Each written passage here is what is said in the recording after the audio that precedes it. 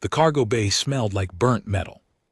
And desperation, Sierra's claws scraped against the station floor as she stood before the merchant's desk, her wings folded tight against her scaled body. 3 cycles of hauling toxic containers, moving shipments that would poison most species, and this is what she got. Nothing. You damaged my goods, Halleck said, his multiple eyes blinking in sequence. The Centauran merchant leaned back in his chair, his skin shifting through smug colors.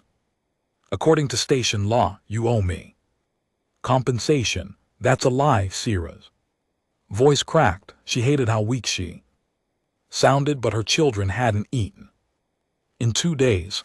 I moved everything exactly as ordered. The manifests are clean. I checked them myself. Are you calling me a liar? Halleck's voice turned cold. You're a Draken. Your kind barely understands basic commerce. Why would anyone believe you over me? Sierra felt her throat tighten. She was Draken, yes. Her people were strong, could breathe fire, could survive in environments that would kill most species, but in the galactic community, they were seen as primitive, good for heavy labor and nothing else. Nobody cared what happened to them. Please. The word tasted like ash in her mouth. I only need my wages. My children haven't eaten. They're hungry. I just need what you owe me. Halleck laughed. It was a wet, bubbling sound. Your breeding problems are my concern. You're dismissed, and if you continue to harass me, I'll call security and have you banned from the station. Sierra's legs felt weak. She left her children waiting near the loading docks, 4 little ones, their scales dull from malnutrition, their eyes too big in their thin faces. She promised them food. Today she promised, I worked for you, she said, her voice barely above a whisper. 3 full cycles, hazardous materials. You saw me do it. You know I did it right. Get out. Halleck waved a dismissive appendage. Before I decide, you owe me even more. Owen Blake had been loading freight containers onto a hover platform when he heard the Draken's voice. He'd been on Antares 7 for 6 months now, working whatever jobs paid enough to keep moving. Earth colonies felt too small, too settled. Out here he could work with his hands and not think too much about the past. But that voice stopped him. It wasn't angry. It was broken. That he looked up and saw her. The Draken woman was tall, maybe 7 ft, with dark green scales that should have gleamed but looked dusty and worn. Her wings were folded so tight against her back that it looked painful. She was begging. Owen set down the container he was carrying and walked closer. Through the merchant's open office door he could see the whole scene, the Centauran behind the desk looked pleased with himself. The Draken looked like she was about to collapse. Please, she said again. My children. Something hot and familiar kindled in Owen's chest. He'd seen this before. Different planets, different species, same story. The powerful taking from the powerless because they could, because nobody would stop them. But he glanced toward the loading docks and saw them. 4 small Drakens huddled together near support pillar. Kids, babies really. Their scales were the lighter green of youth, and they were so thin. One of them was crying silently, tears running down her small snout. Owen had never been good at walking away from things like this. That he moved to the office entrance. Excuse me. Halleck looked up annoyed. What? I'm Buse. I couldn't help but overhear. Owen said, keeping his voice level. You mentioned damaged goods. Can I see the damage reports? Who are you? Halleck's Eyes narrowed, another laborer thinking. They matter, I work in the cargo bay. I log shipments, if there was damage. There should be documentation, Owen. Stepped inside the office. Station. Regulations require it, Sierra turned to. Look at him, her eyes were golden. Reptilian and full of confused hope. She didn't speak, probably afraid to. Hope that Holix's skin flushed in. Irritated purple, this doesn't concern. You human, your species should learn to mind their own business, station. Regulations concern everyone who works. Here, Owen said. He walked to Holix's desk and gestured to the computer. Terminal, the damage reports I'd like to see them. You have no authority.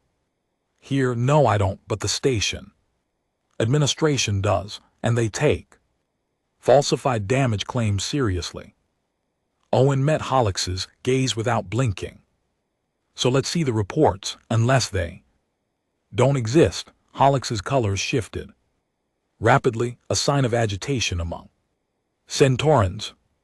You dare accuse me of fraud? I'm asking to see documentation. That's not an accusation. That's just good business practice.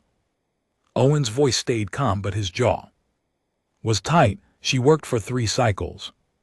She deserves to be paid. Show me why she shouldn't be. The Centauran stood, his body swelling with indignation. I've had enough of this. Security too large. Aliens enter the office. Owen recognized them as enforcers, hired muscle that wealthy merchants kept around to handle problems. They were both Kralix heavy gravity worlders with thick armor, plating and bad attitudes. Remove this human from my office, Holix ordered. He's harassing me. The enforcers moved toward Owen. Each one was at least 300 lb of muscle and natural armor.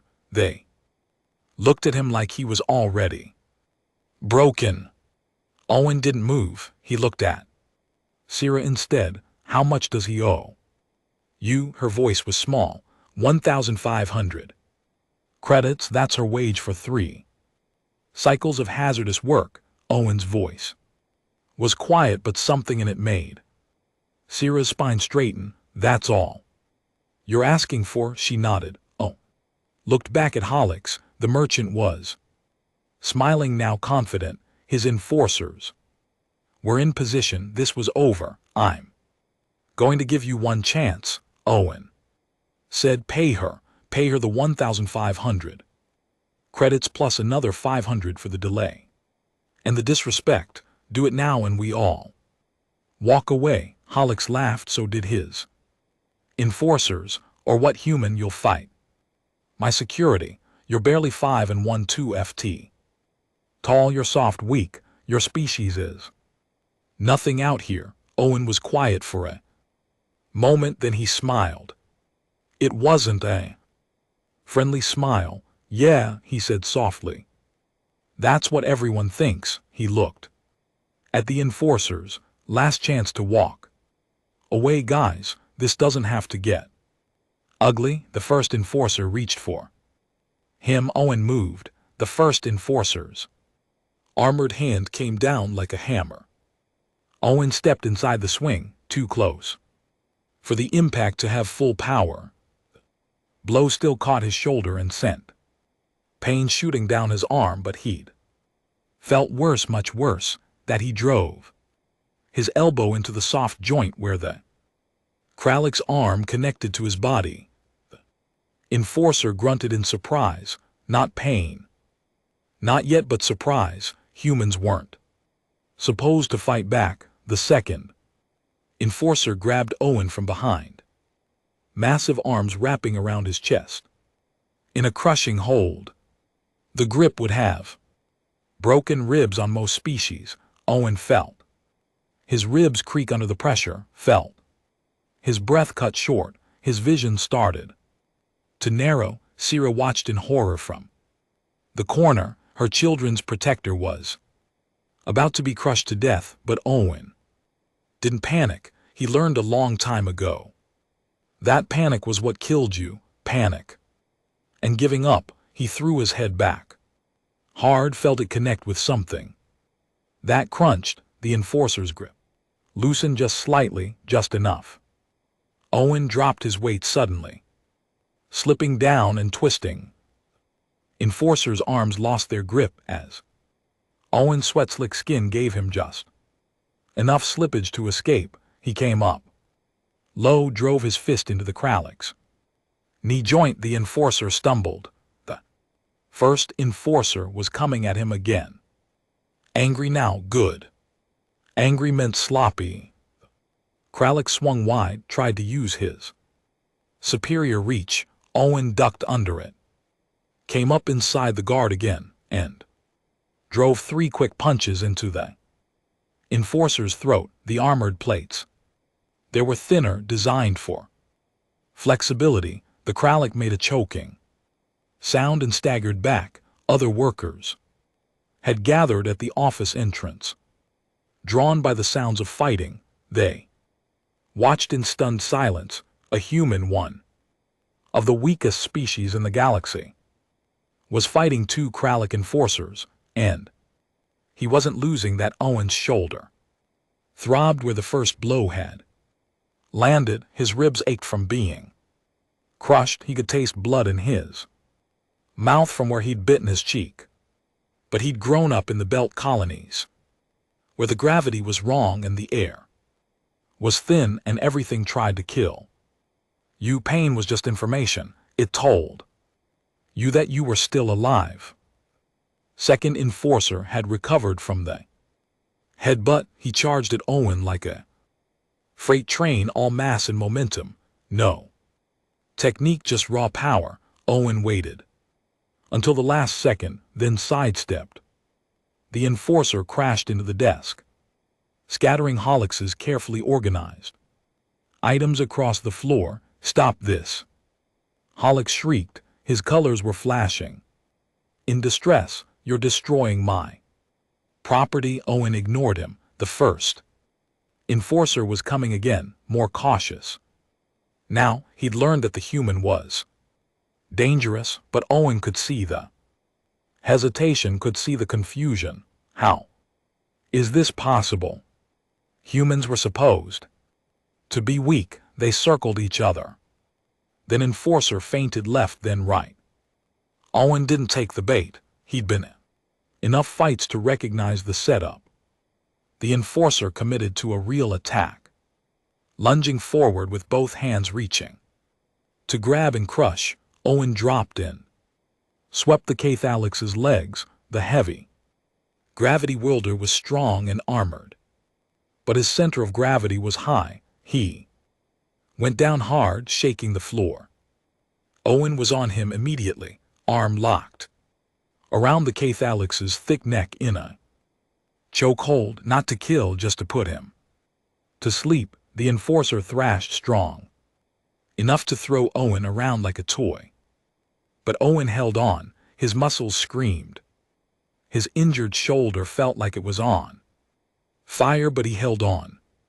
The enforcer's movements got weaker, slower, then stopped. Owen let go and stood up, breathing hard. His shirt was torn. His shoulder was probably dislocated. His ribs were definitely bruised, but he was standing. The second enforcer was getting up from the wreckage of the desk. He looked at his unconscious partner, looked at the human who shouldn't have been able to do that.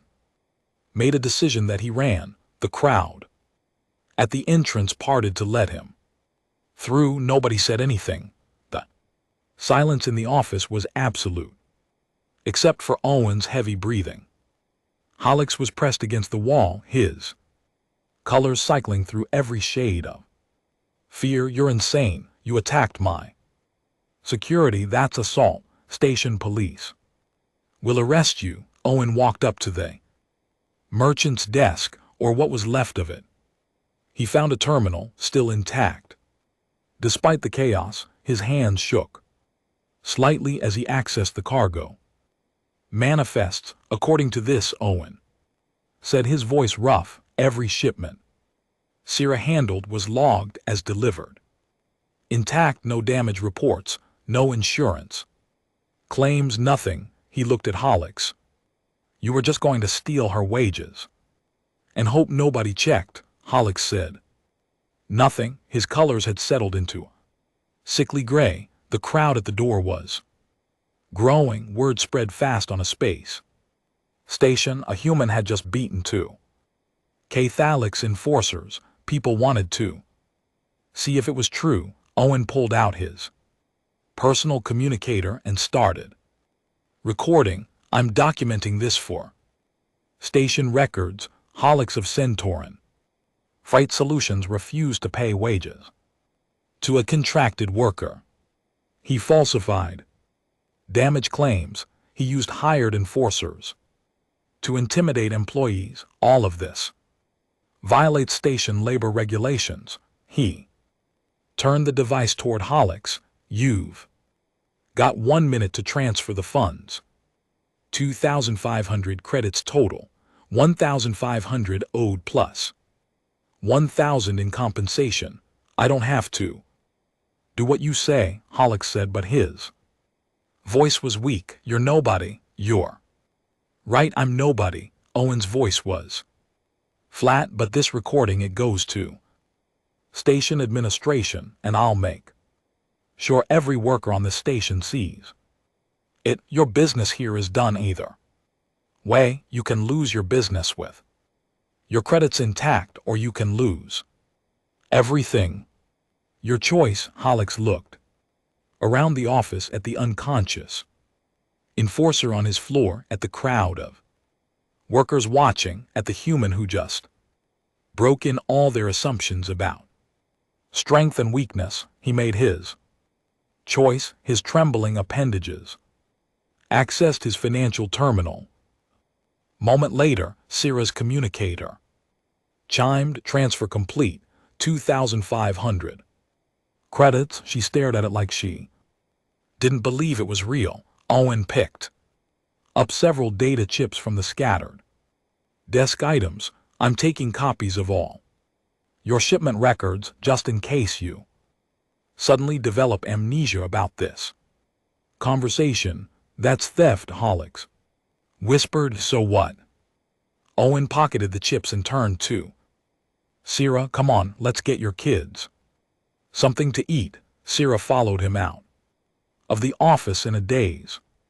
The crowd parted for them, staring at Owen with new eyes. A human, a species they dismissed as weak, as irrelevant, but he'd just done what none of them had dared to do. Outside, Sierra's children rushed to her. They wrapped themselves around her legs, chirping in their high-pitched voices. She held them close, tears streaming down her scaled face. Thank you, she said to Owen. Thank you. I don't know how to repay you. Owen touched his shoulder, gingerly wincing. You don't need to repay me. Just feed your kids. That's enough. One of the hatchlings, the smallest one, looked up at Owen with huge golden eyes. Are you a hero? Owen laughed, then winced because it hurt his ribs. No, Keith. I'm just someone who thinks people should get paid for their work. That's all. But as Sierra led her children toward the station's market district, Owen could feel eyes on him. The workers who'd watched the species, who'd learned something new about humans. Today, maybe he wasn't a hero, but he'd done the right thing, and sometimes that was enough. Owen sat in the small medical bay, watching a medical drone scan his shoulder. The thing beeped disapprovingly at him, dislocated like he'd thought. The drone administered a local pain block, then popped the joint back into place with a mechanical efficiency that made him grit his teeth. You should rest for 3 days, the drone said in its flat, synthesized voice. Your ribs are bruised. Shoulder needs time to heal properly. I'll rest tonight, Owen said. Got work. Tomorrow, the drone beeped again, clearly programmed to disapprove of humans ignoring medical advice, but it let him go. He found Sierra waiting outside the medical bay with her children. They'd been to the market. The hatchlings were eating what looked like roasted vegetables from paper containers, their little jaws working.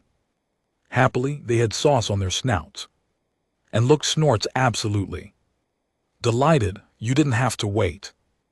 Owen said, yes, I did. Sierra stood, and her full height suddenly seemed more impressive than it had before. You were hurt protecting my family, among my people. That creates a debt.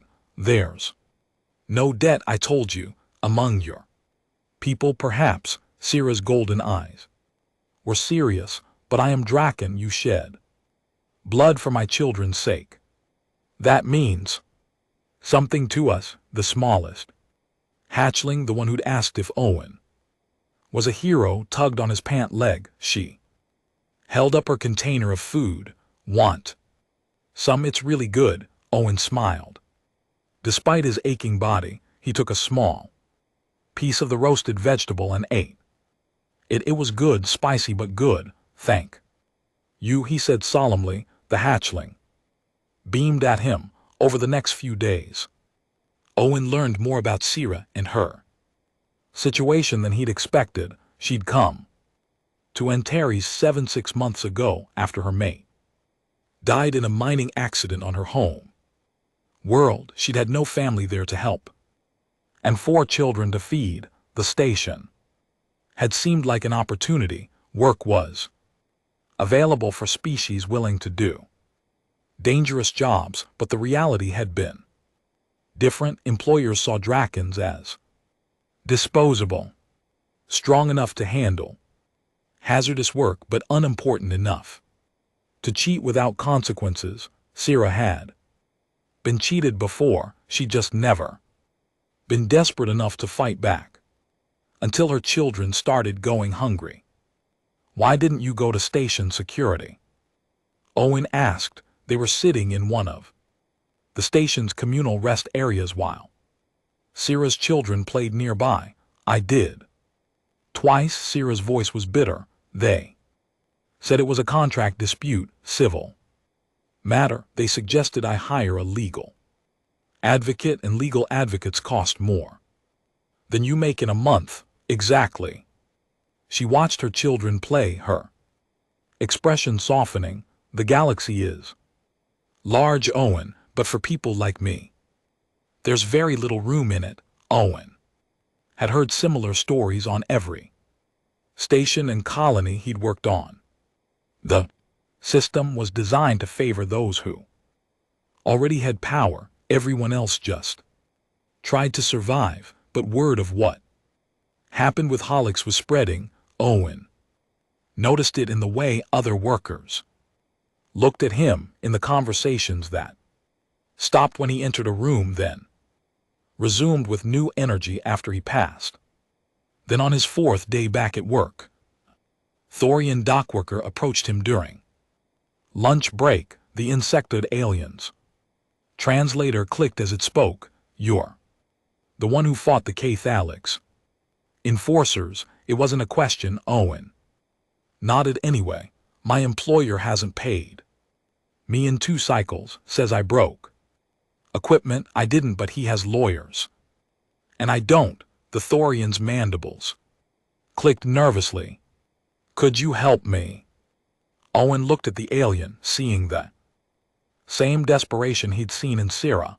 Do you have your work logs? Yes. Bring them to me after shift. We'll go through them together. The Thorian's whole body seemed to relax. Thank you. Word spread faster after that. Over the next week, Owen found himself reviewing contracts and work logs for a dozen different workers. Most of the cases were straightforward wage theft. Employers banking on the fact that workers couldn't afford lawyers and didn't understand their rights. Owen helped them file formal complaints with Station administration, he taught them. How to document their work, how to keep records that would stand up to scrutiny. He made himself available in the evenings, going over cases with anyone who asked. He didn't ask for payment, didn't want recognition, he just did it. Because it needed doing, Sierra watched. This with growing respect. She brought him food when he skipped meals to help workers. She made sure he took breaks when his injured shoulder started bothering him, and slowly, carefully, she started telling him about Draken culture. We don't make friends easily, she explained one evening. Our bonds are chosen carefully, but once made, they're absolute. Family is everything to us, blood family or chosen family, it doesn't matter. We protect our own. That's beautiful, Owen said. You protected my children, Sierra continued. You shed blood for them, ask nothing in return. Among my people that makes you wing brother family. Owen was quiet for a moment. I am honored, but I don't know what that means exactly. It means my children are your children, your enemies are my enemies, your safety is my concern. Sierra's eyes were intense. It means I would die before letting harm come to you. That seems like a lot for helping someone get their wages. To you, perhaps it was simple justice. To me, you saved my family from starvation. Sierra reached out and gently touched his hand with one clawed finger. Don't diminish what you did, Owen. It meant everything. The children had started calling him Uncle Owen. They would run to greet him when he came to visit, would show him things they'd found or learned. The youngest, whose name was Pip, had decided Owen was the best thing ever. She followed him around whenever possible, asking endless questions about humans and Earth. Is it true humans can eat almost anything? She asked one day. Pretty much. We're adaptable, even poison things. Well, some poisons make us sick, but we can usually recover from stuff that would kill other species. Owen smiled. Earth was pretty hostile. When we evolved, we learned to survive in all kinds of environments. You're tough, Pip declared, like Drakens, but squishy. Owen laughed. Yeah, I guess that's accurate. He was starting to understand what Sierra meant about chosen family. These kids were growing on him. Their joy, their resilience, their simple trust. They'd been through hell, but they could still laugh and play and see wonder in the world. I could too. Reminded him why he'd left Earth in the first place, why he kept moving from station to station, taking whatever work he could find. He'd been looking for something worth protecting, something worth fighting for. Maybe he'd found it. Station security finally finished their investigation of Holix. The merchant was banned from Anteri 7 and fined heavily for labor violations. Several other workers came forward with complaints once they saw someone had successfully challenged the system. That IT wasn't a revolution, it wasn't even major reform, but it was something. A few dozen workers got their wages, a few corrupt employers learned they couldn't cheat with complete impunity. Small victories, but they mattered. Owen's shoulder healed, his ribs stopped aching, and he kept working, kept helping, kept showing up for people who needed someone in their corner. Sierra gave him a gift on the day station security officially closed Holix's case. It was a small medallion carved from dark stone with a Draken family crest engraved on it. This marks you as wing brother to our clan, she said. Anyone who sees it will know you're protected by Draken honor. Owen held the medallion carefully.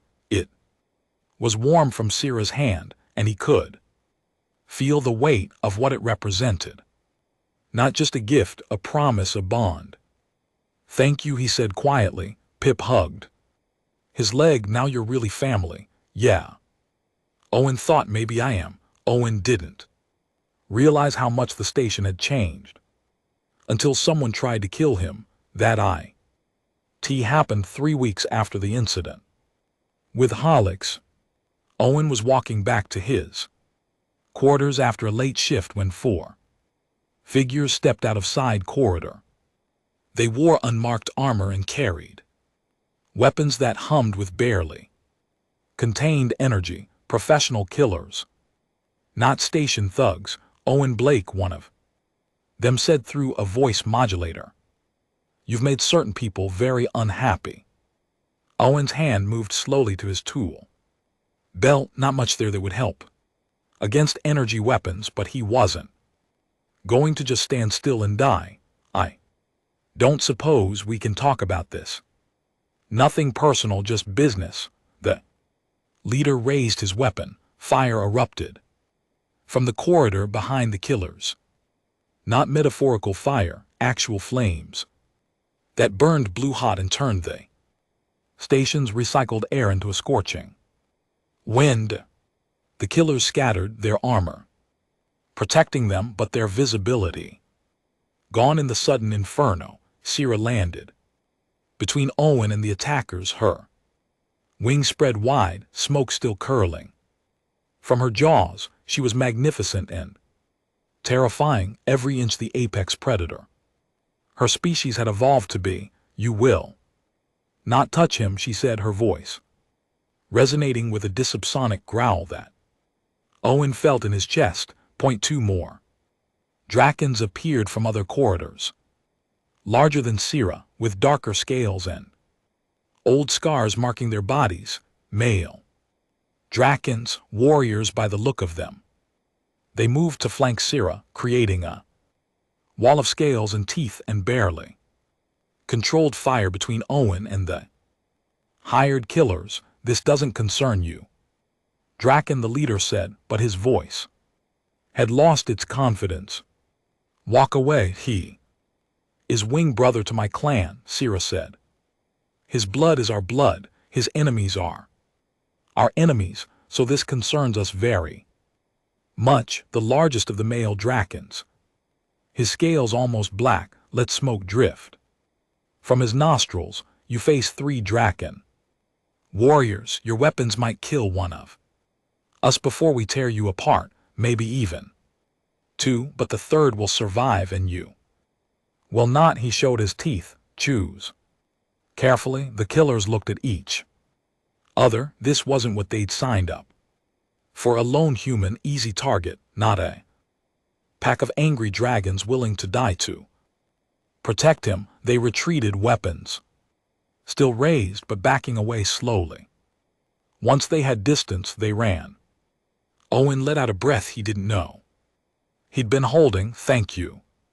"Family protects family," Sierra said simply. She turned to the 2 males.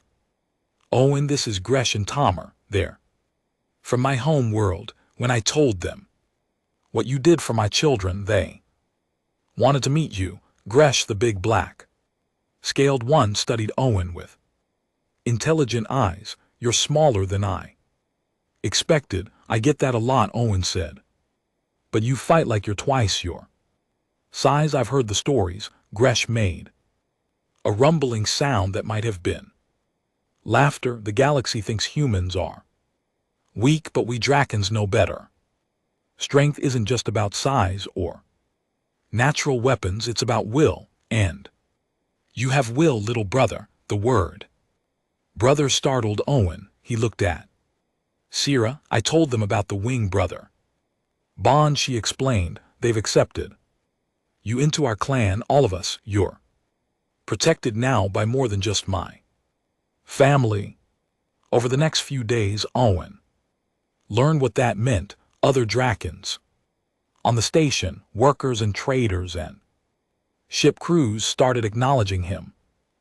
Nod here, a greeting there. Some brought him food from their cultures, gifts of welcome. One elderly Draken female, her scales faded with age, touched his shoulder gently and called him good hatchling, but the protection wasn't just symbolic. Gresh and Tomer started accompanying Owen on his walks around station, not obviously guarding him but always present.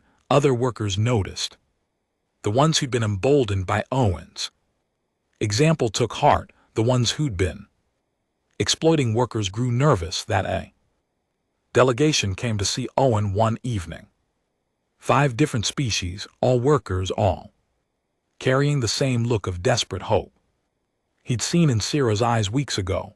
But a Velnari translator stepped forward, her antenna twitching nervously. We've been organizing quietly, talking to other workers about their rights, about standing together. She paused. We'd like your help, not to lead us but to teach us, to help us understand the laws that are supposed to protect us. Owen looked at the small group. They were scared. The system had beaten them down for so long that even the act of asking for help was terrifying, but they were asking. That took courage. I'll help however I can, he said, but you need to understand something. I'm not special. I'm not a hero. I'm just a guy who thinks people deserve to be treated fairly. That makes you special enough, the Velnari said quietly. They met in a storage bay that night, 20 workers at first, then 30, then 50. Owen taught them how to read their contracts, how to identify wage theft, how to document safety violations. He showed them the station regulations that most employers hoped they'd never read. Syrah helped translate his explanations for species whose communication styles didn't match human speech patterns. Gresh and Tomer stood watch, making sure no one interrupted who shouldn't be there. Young Pyloshian named Re asked the question they were all thinking. Why do you do this? You're not one of us. You're human. Your species could work anywhere, do anything. Why help us? Owen thought about that. Because I've been where you are. Maybe not exactly, but close enough. I grew up on a belt colony where the company owned everything and we owned nothing. I watched my parents work themselves to death for wages that barely kept us fed. I watched the system grind people down until they couldn't fight anymore. He looked around at all the faces, all the species, all the hope and fear mixed together. I couldn't help my parents, but maybe I can help you. And maybe that matters. The workers were quiet for a moment, then Ree said, it matters. The movement grew slowly.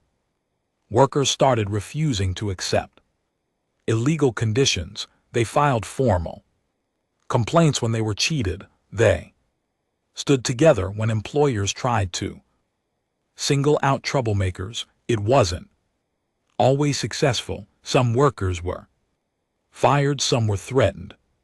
But they kept pushing, kept demanding the basic rights that were supposed to be guaranteed by station law. And when employers pushed back with violence, they found themselves facing more than just individual workers. They found Drakens who'd sworn to protect a human.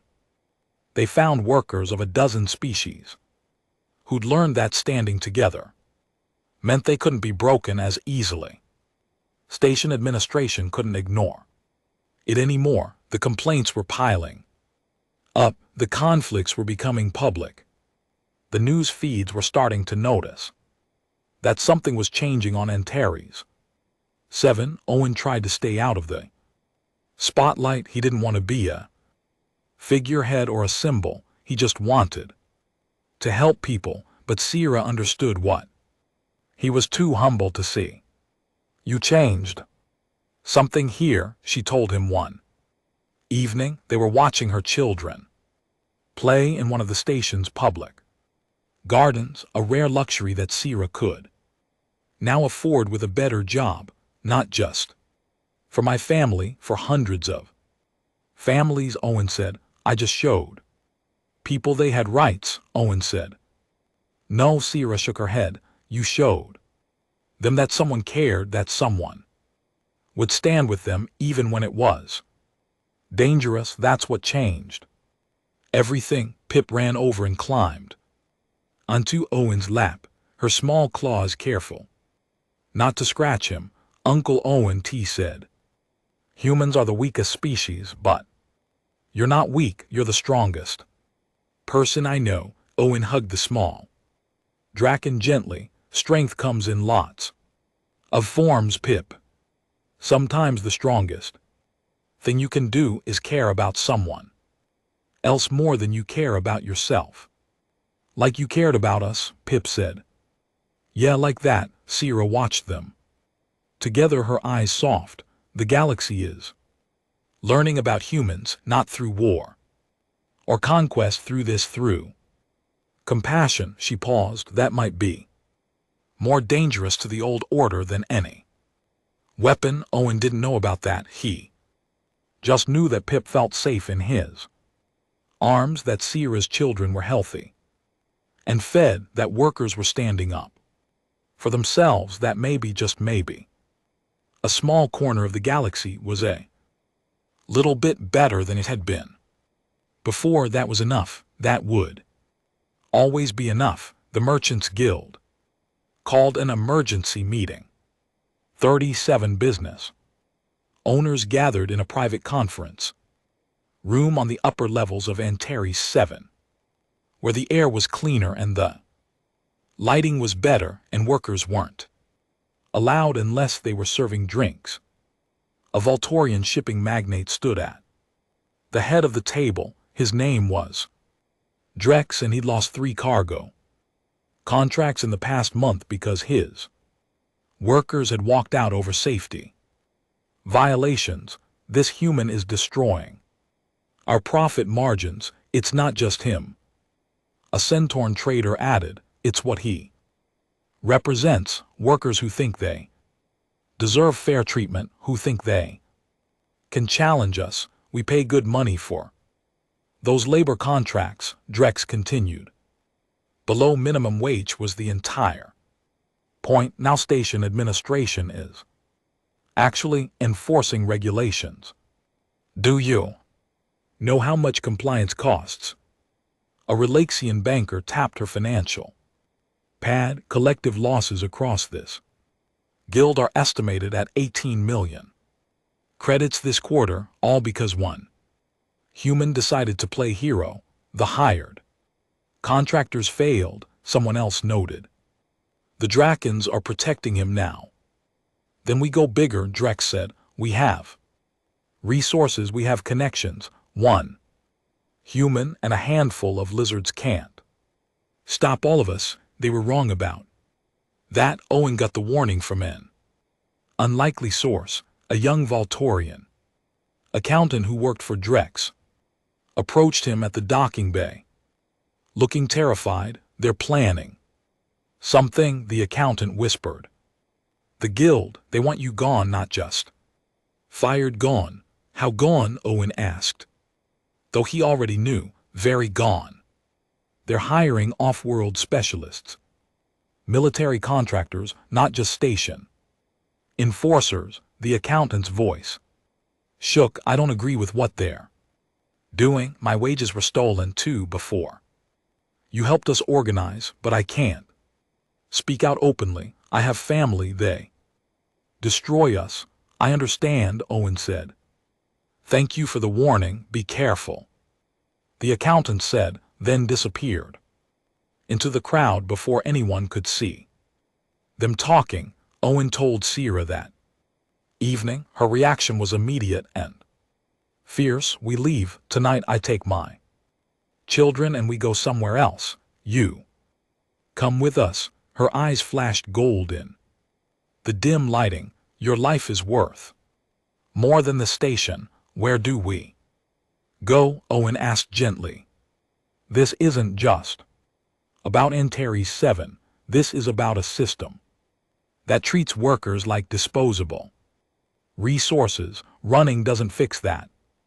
Then we fight. Gresh and Tomer will help other Drakens too. We're warriors, let them send their contractors. Owen shook his head. Violence is what they want. It gives them justification to crack down hard, to declare the worker movement security threat. We can't win that way. So what do? Sierra's voice was anguished. Let them kill you. No, we go public, completely public. Owen pulled out his communicator. We tell everyone exactly what's happening. We make it impossible for them to act quietly. Over the next 12 hours, Owen and the worker organizers compiled everything, every wage theft complaint, every safety violation, every contract that violated station law. They included personal testimonies from workers across multiple species. They documented threats, intimidation, and the hired killers who tried to murder Owen, and they released it all, not just the station administration, but to every news service, every social feed, every communication channel they could access. They titled it simply, "The Real Cost of Cheap Labor on Antares 7. The response was immediate and overwhelming. News services across 3 sectors picked up the story. The image of a human worker standing up to corporate exploitation resonated with audiences who'd seen similar abuses on their own stations and colonies. The fact that he'd nearly been killed for it made the story even more compelling. Station administration was flooded with inquiries. Tourist shuttles started canceling docking reservations. Trade partners began demanding assurances about ethical labor practices. The economic pressure was enormous and immediate. The Merchants Guild found themselves in an impossible position if they moved against Owen. Now, with every eye on the station, they confirmed everything in the report, but if they did nothing, the reforms would continue. Station Administrator Qualies, a cautious bureaucrat who'd avoided the labor disputes for months, finally called a public hearing. Every party would present their case. Proceedings would be broadcast live. Owen stood before a packed hearing room, workers filling every available space.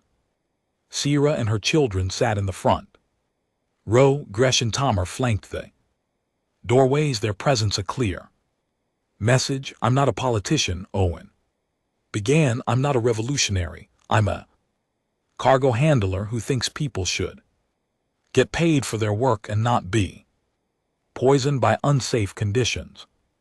Apparently, that's a radical position.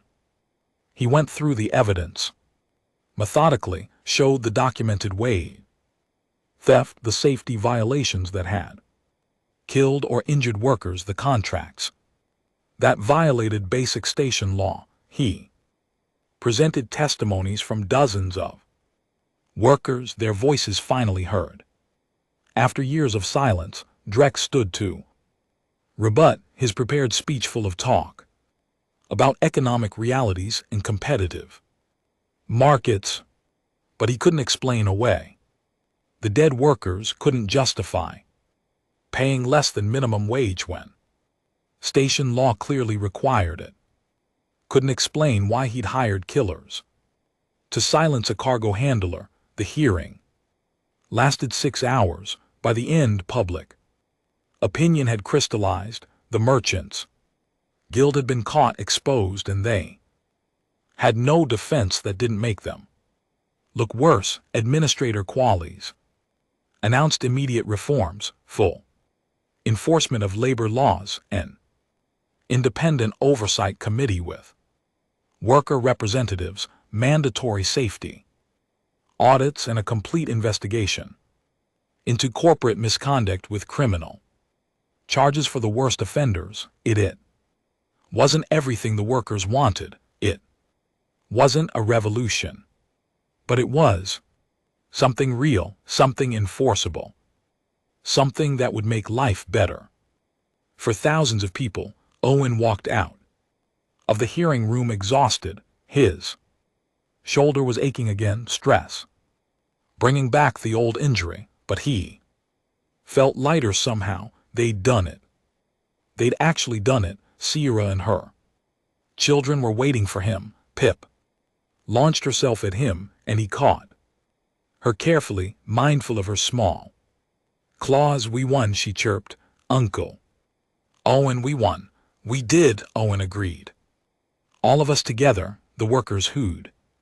Filled the hearing room, crowded around, wanting to thank him, to celebrate, to share this moment.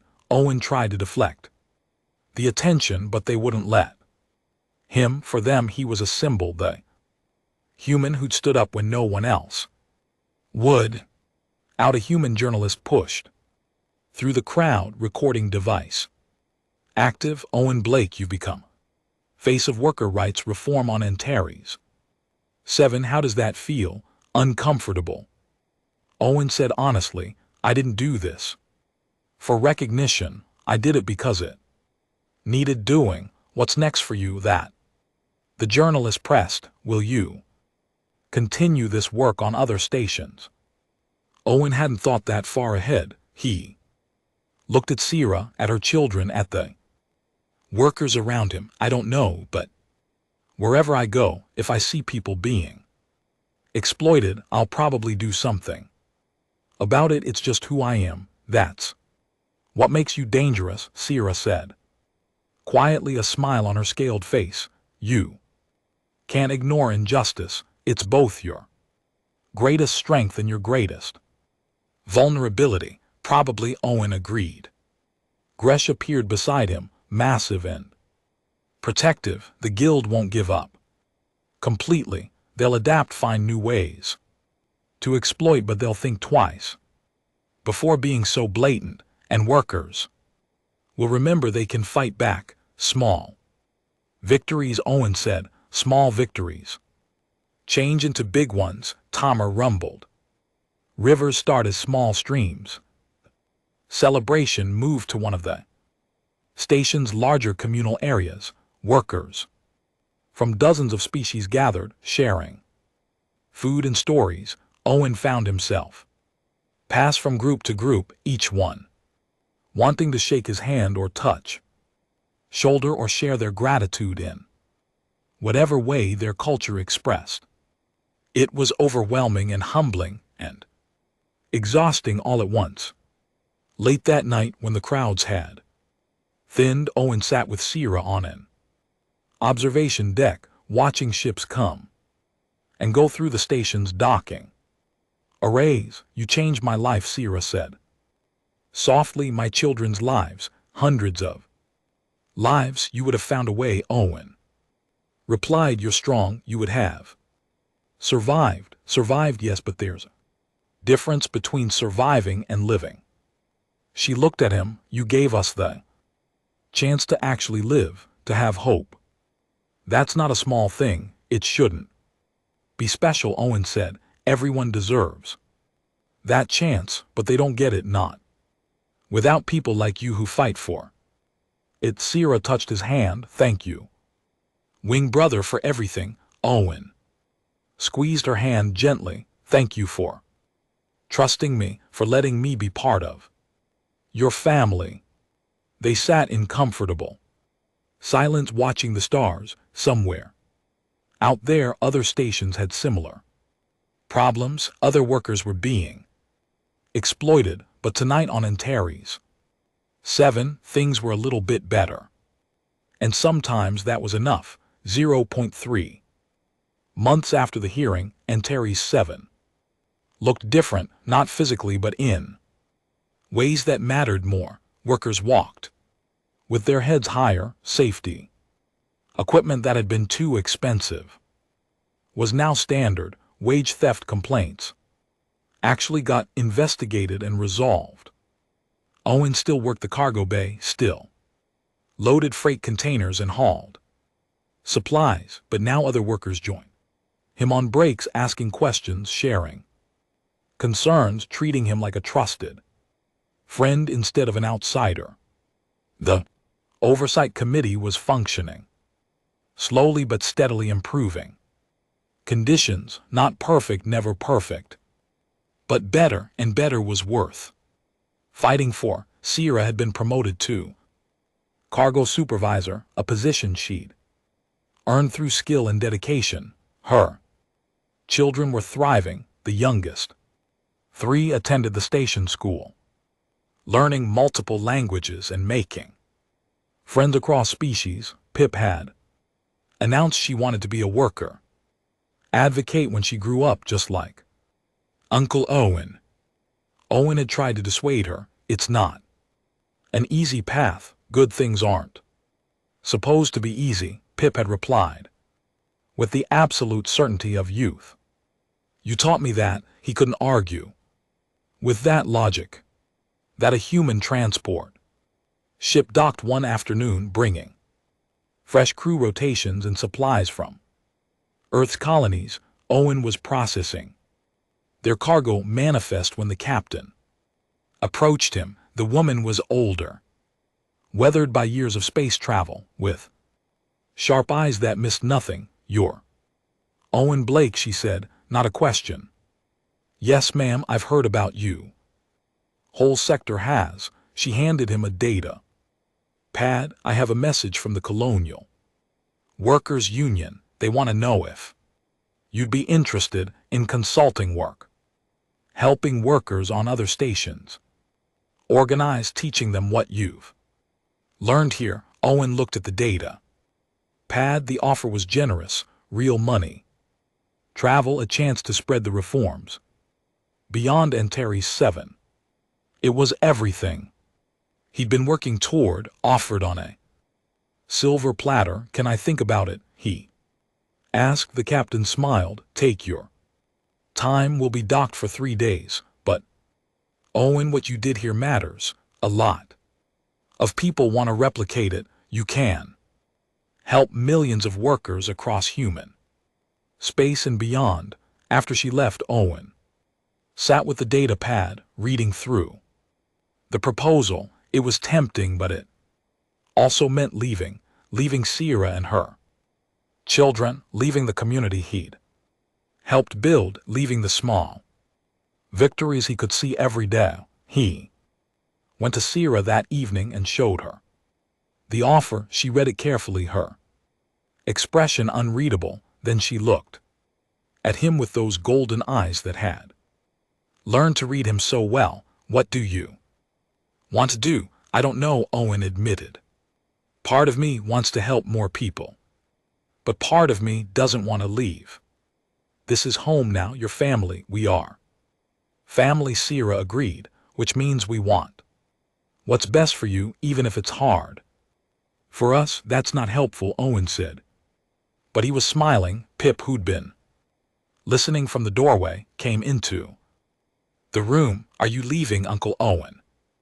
Maybe, he said honestly. They want me to help workers on other stations, like you helped us. Yes. Pip was quiet for a moment, her young face serious. Then she climbed onto his lap, something she was getting almost too big for. Mom says family means wanting the best for each other, even when it's sad. Very wise, Owen said, his throat tight. So if you need to go help other people, we understand, but you have to promise to come back and visit a lot.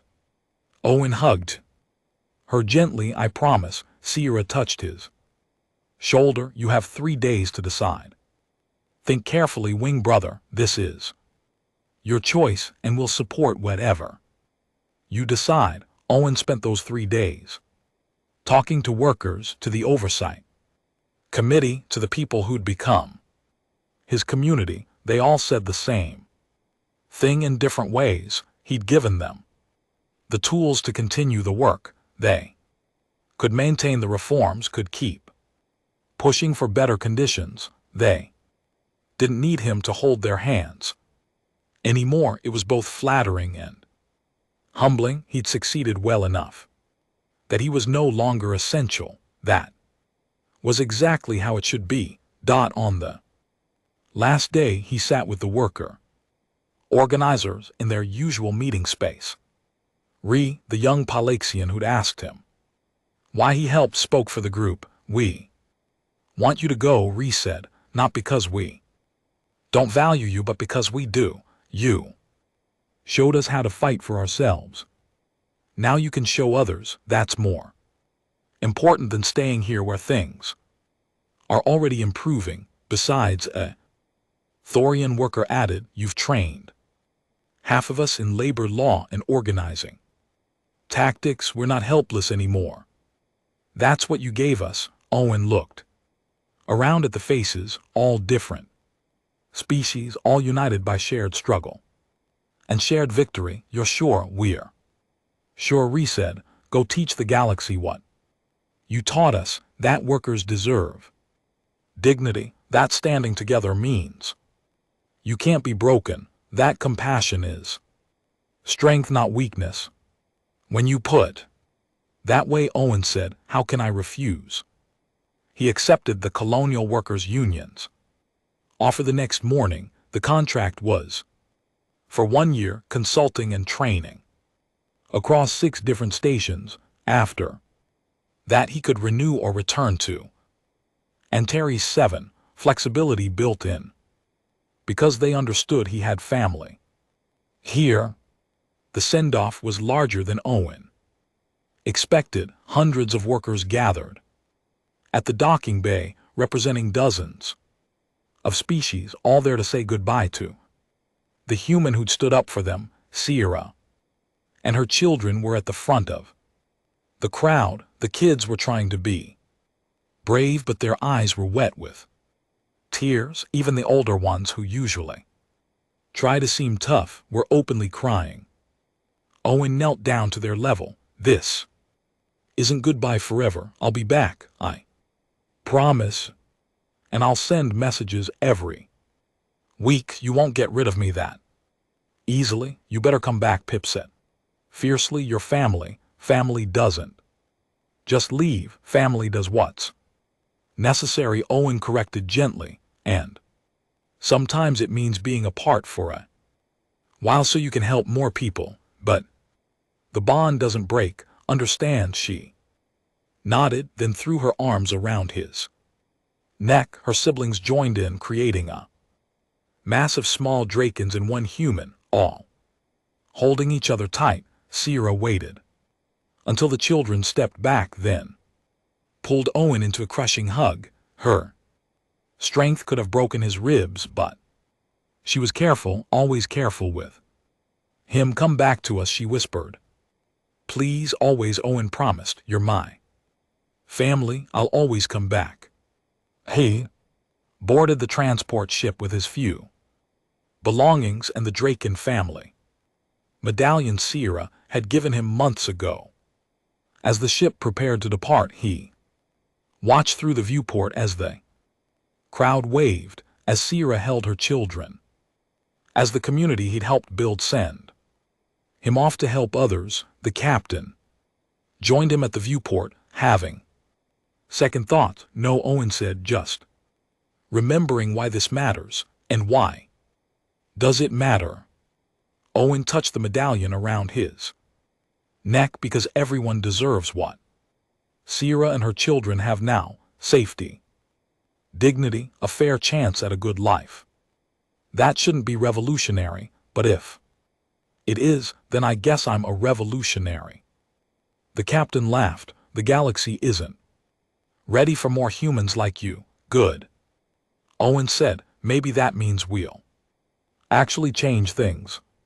The ship pulled away from Antares 7, carrying Owen toward new stations, new workers, new battles for basic fairness. He missed Sierra and the kids. He missed the community he'd helped build, but he carried them with him in the lessons they'd taught him. That compassion was strength that standing up for others, mattered that small victories accumulated into real change, that family was defined by choice and commitment, not by blood or species.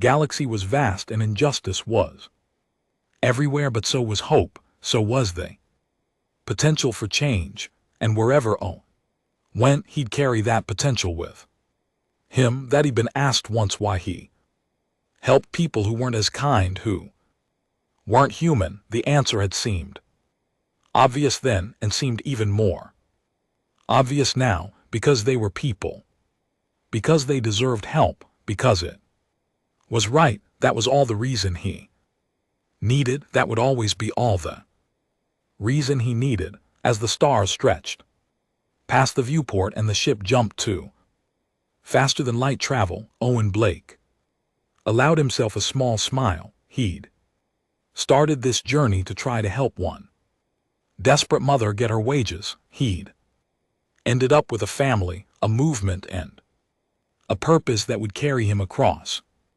the stars. Not bad for a cargo handler from Earth's belt colonies. Not bad at all. The galaxy was learning about humanity, not through conquest or technology or military might, through stubborn, compassionate humans who refused to accept that injustice was inevitable, who stood up, who fought back, who protected those who couldn't protect themselves. That it was slower than war, quieter than revolution, but it was sustainable. It was real, and it was spreading one station at a time, one worker at a time, one human at a time.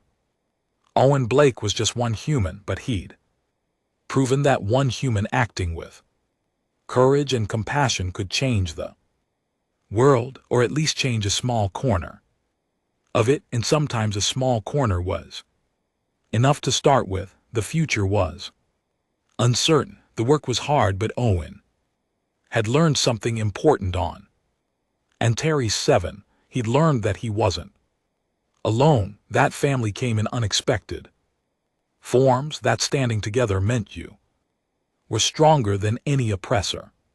The ship carried him toward new challenges, new opportunities to help, new families to find and protect, and somewhere behind him, on a station that was just a little bit better than it had been before, a Draken mother and her children looked up at the stars and knew that their winged brother would return, because family always came home, always.